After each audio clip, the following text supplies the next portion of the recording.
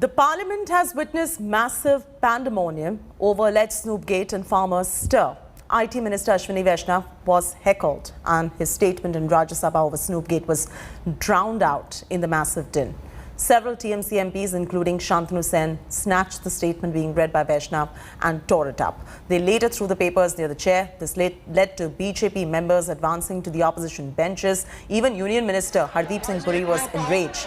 Vaishnaw, in his brief statement, denied reports of the alleged snooping amidst and urged the opposition to go through the details of this report. But the opposition was relentless. They were sloganeering, leading to the upper house being adjourned till 11 a.m. tomorrow.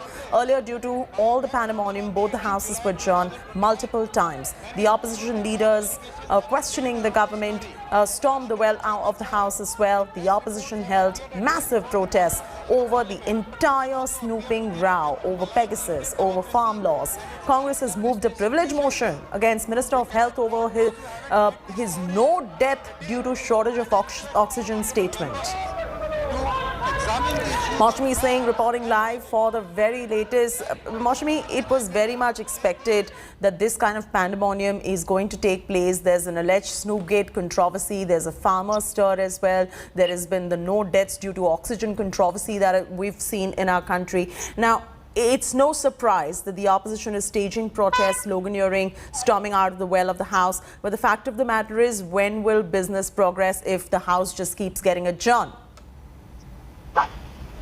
Chetty, it was a new law in the upper house today when scenes were witnessed where TMC MPs were in direct confrontation, face to face, and ready for an eye with the BJP MPs after Shantanu, the TMC MP, actually tore the paper that Ashwini Vaishnaw was reading. And it spiraled out of control, the situation, when the TMC MPs, in fact, Shantanu went to apologize, and Hardeep Puri, the central minister, actually intervened in between, and then there was an argument that broke out.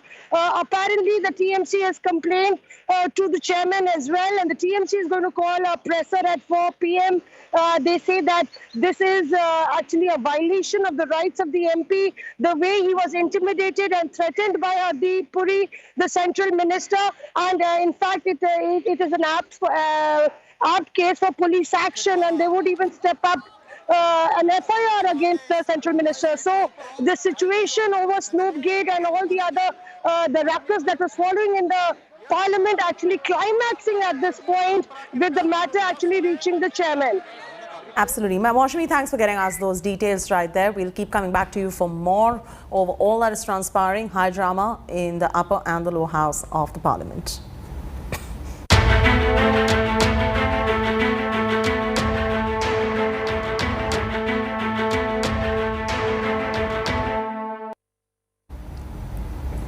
Amidst the massive Snoopgate face-off in the Parliament comes an equally big reported U-turn coming in from Amnesty International. The civil rights body has said that it never claimed that an NSO Pegasus list of people who were spied on. It claims the list is only indicative and contains the name of the people whose clients of NSO would like to spy on, and not the real names. Amnesty instead has blamed global media companies to create the confusion. Amnesty is one of the proponents of the so-called global investigation that is set to reveal a list of high-profile individuals allegedly snared through Israeli Pegasus Spyware. The BJP claims vindication, saying that no one knows where did the snooping list come out from, no one knows whether the phones were hacked or not. Meanwhile, IT panel chairman Shashi Tharoor has said that their committee has enough power and there is no need for a JPC probe. Meanwhile, a PIL has been filed in the Supreme Court seeking a court-monitored probe.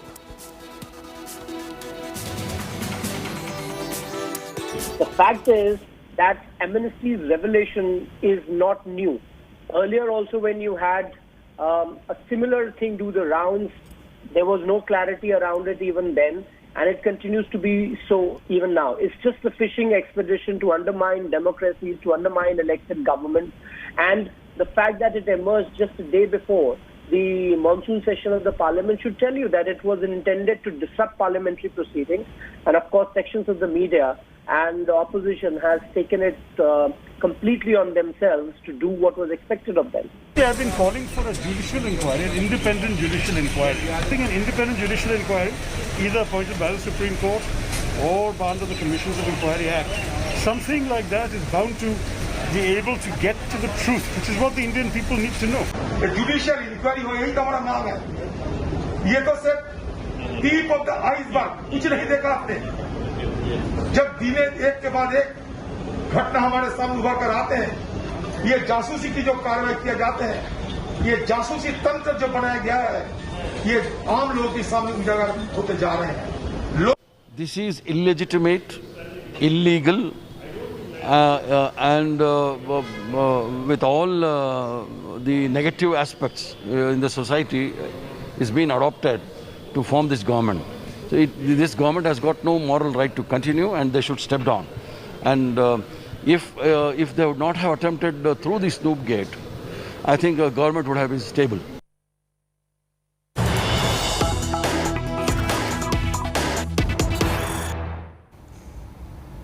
After the huge controversy over latest amnesty stand on Snoopgate, a fresh statement has been released by the human rights NGO. That's the breaking news coming in. Amnesty says, and I quote, Amnesty International categorically stands by the findings of the Pegasus project and that the data is irrefutably linked to potential targets of NSO Group's Pegasus Spyware.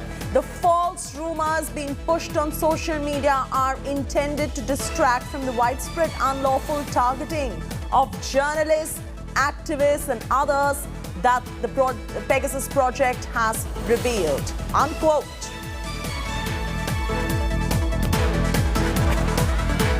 An Israeli tech firm is in the eye of the snooping storm. Spoken to India Today claims list of countries was not accurate, calls it fabricated information. What could be the deal between Israel's NSO and India? And what could be the method of procurement?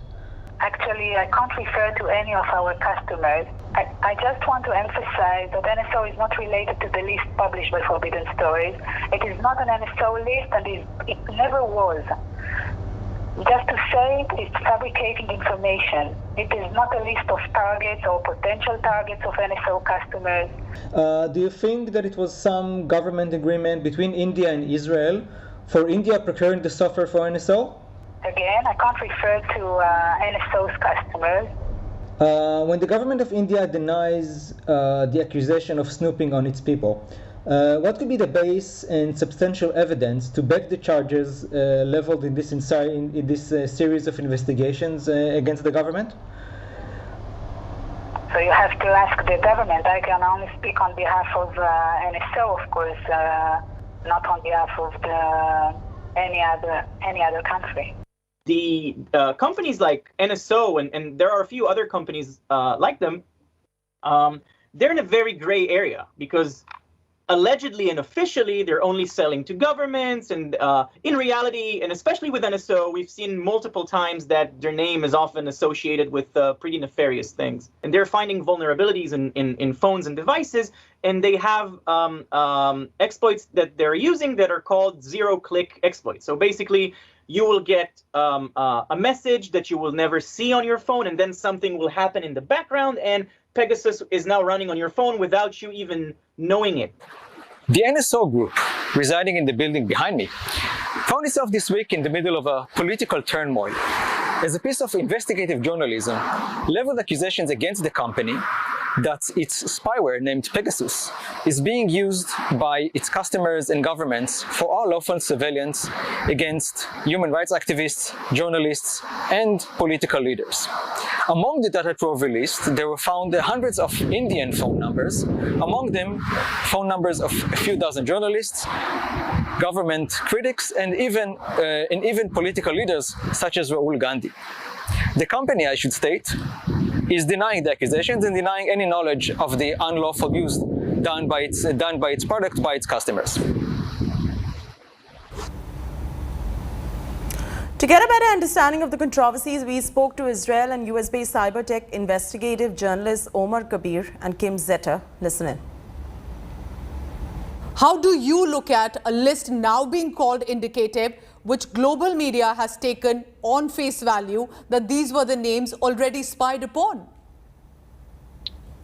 Well, it's very interesting because Amnesty has actually never changed its statement from the start. What they are is clarifying what they've been saying from the moment the story first came out there and the journalist consortium Forbidden Stories. And they are all been saying this is not a list of NSO's target. This is a list of phone numbers that have been of some interest, maybe legitimate, maybe illegitimate, to governments that are clients of NSO. The problem is that this statement got lost in the way when other media reported about the story, and some of them, a lot of them actually made the jump and claim, well, every number on this list is a number that's being targeted by NSO. This is not the case, and Amnesty is just clarifying it right now. And in fact, they never said it, and they just want to clarify it right now. So how should this list now be seen? Because it's become a global storm here in India. It's become a major showdown, Omar, in the parliament. So should it be seen only as an indicative now that these names were not spied upon, none of them, or perhaps some may have been, as some journalists are also stating? Some may have been, yes. I'm guessing most of them have been not. There is no way to tell. This is just a list of numbers that have been of interest, probably to governments that are clients of NSO. They are not indicative of anything in addition to that. What we can say is that another part of the story that this is based on a forensic analysis that has been done to 67 phone numbers, 67 phones, devices that have been handed to Amnesty. On 37 of them, there have been found some evidence of Pegasus software that has been installed.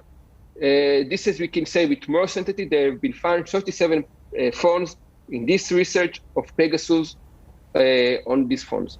The list, I don't think you can say anything with certain about the list. Certainly, you can't say that a number on the list equals a number being tracked or targeted by Pegasus. I think that people are misinterpreting Amnesty's statement. The bottom line is that there is evidence that at least 37 phones on that list were indeed targeted or spied on using the Pegasus software. What Amnesty is saying is that there is a list of 50,000 phone numbers from which those 37 numbers were taken. 50,000 phone numbers, they don't know if all of those people were spied on.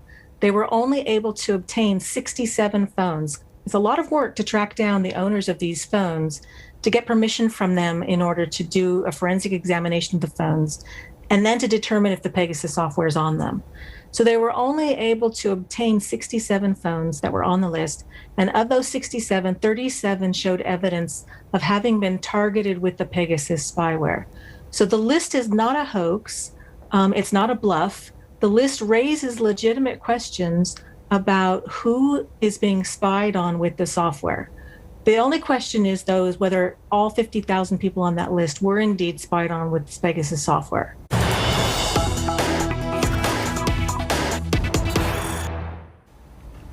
There's breaking news just coming in. The Bombay High Court refuses to quash FIR against former Ghari Minister Anil Deshmukh in the Maharashtra Hafta Gate case.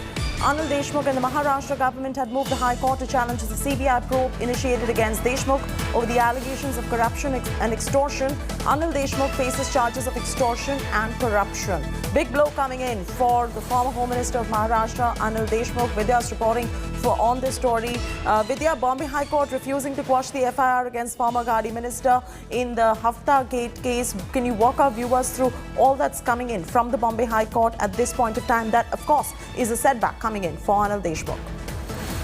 The Maharashtra Deshmukh's petition that has been dismissed. In fact, the petition filed by Maharashtra government saying that the investigation into the transfer postings and the fact that how a former cop Sachin Vaze was brought back into service, both these can be investigated by CBI. It is because of these two aspects that the Maharashtra government was saying that the central government was trying to interfere into the administrative issues of the Maharashtra government. However, the court has concluded and investigate, and the CBI officers will follow the law of the land while investigating both these issues that they are supposed to investigate. And in fact, both the petitions filed by Anil Deshmukh and that of Maharashtra government both have been dismissed, and the court refused to even stay its own order, so that as Anil Deshmukh was seeking time to approach the Supreme Court. However, the court said that there was no such thing, that the law provided for taking its own judgment right now, and all it can do, if Anil Deshmukh wants to go to Supreme Court, they will upload and hand over the signed copies of the order email, so that they can approach the Supreme Court as early as possible. That is the only thing that the court said that they could help Anil Deshmukh with. All right, leave it at that. Thanks so much for joining us with the very latest details right there from Mumbai, Vidya.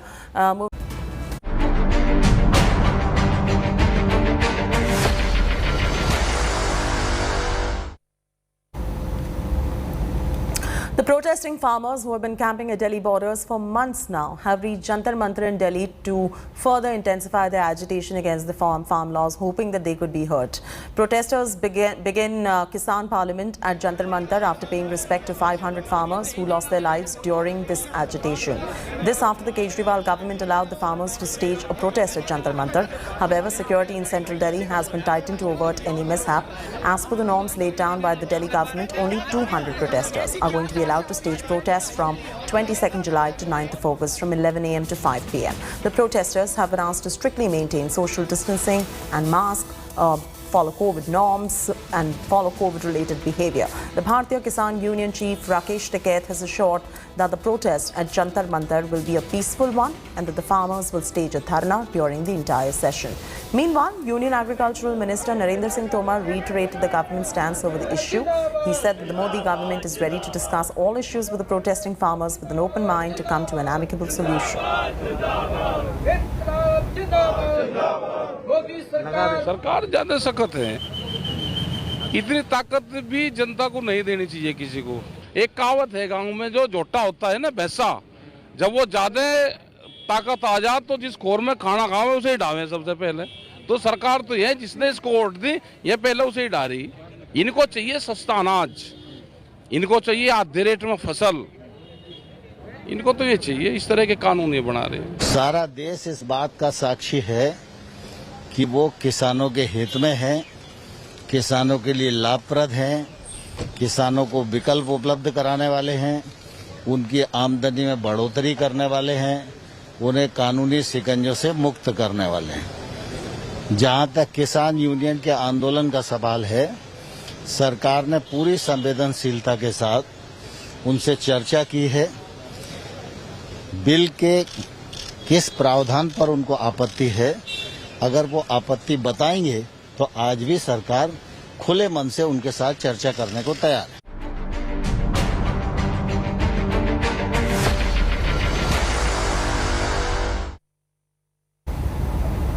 In another sign of widening rift between Punjab Chief Minister Amrinder Singh and Navjot Singh Sidhu, Punjab State CID has mounted heat on some of the MLAs who joined Sidhu during his show of strength. Punjab CID has alleged that some MLAs who were part of Sidhu's visit to Amritsar have been accused of doing illegal mining and illicit liquor trade.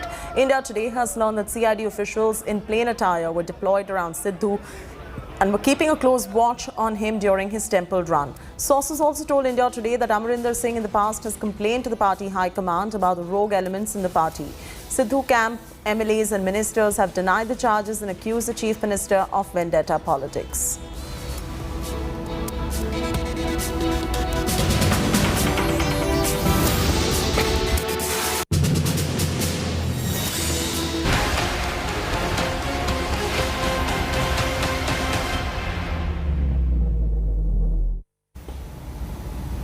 Did a strong rap from the BJP High Command make Chief Minister B.S. Yediyurappa fall in line? Top sources have now revealed that the Chief Minister was pulled up by BJP top bosses for flexing muscle and mobilizing support. B.S. Yediyurappa's defense that Lingayat seers doing the show of support in their own cut no ice with the BJP High Command, who warned the Chief Minister and his supporters against going overboard. This led Karnataka Chief Minister B.S. Yediyurappa to come out and clear the air. Dropping hints that he is on his way out, Yediyurappa said that the Prime Minister Modi, Home Minister Amit Shah and Party President J.P. Nadda have great respect and love towards him. He further added that any leader crosses 75, there is no position for them in the party. However, in this case, BJP top brass has appreciated his political acumen and allowed him to work till he crosses 78. He asserted that a decision is going to be taken up on the issue post 26th of July after the BJP government completes 2 years in Karnataka.